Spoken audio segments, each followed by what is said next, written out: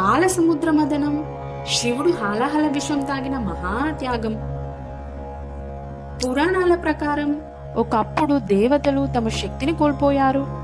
అమృతం పొందితేనే అమరత్వం లభిస్తుందని వారికి తెలిసింది.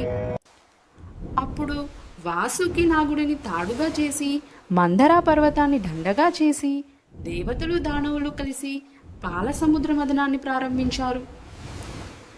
సముద్రం ఉప్పొంగింది, ఆకాశం గర్జించింది, భూమి కంపించింది. మహాయజ్ఞంలా సాగింది ఆ మదనం.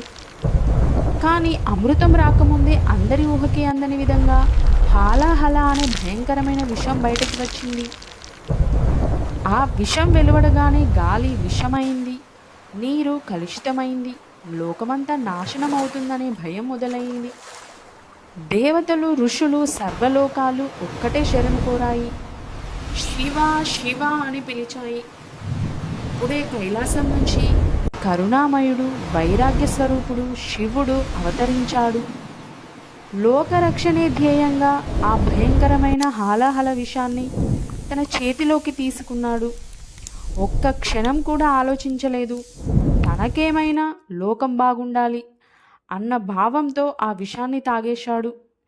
విషం గొంతుకు చేరగానే ఆయన గొంతు నీలంగా మారింది. కానీ ఆ విషాన్ని తన శరీరంలోకి వెళ్ళనివ్వలేదు.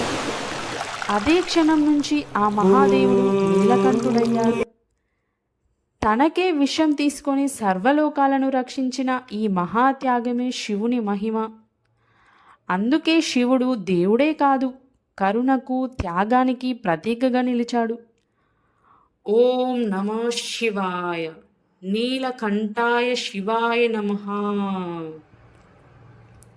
శివభక్తులు ఉంటే లైక్ చేయండి. ఇలాంటి పురాణాల కథల కోసం ఫాలో అవ్వండి.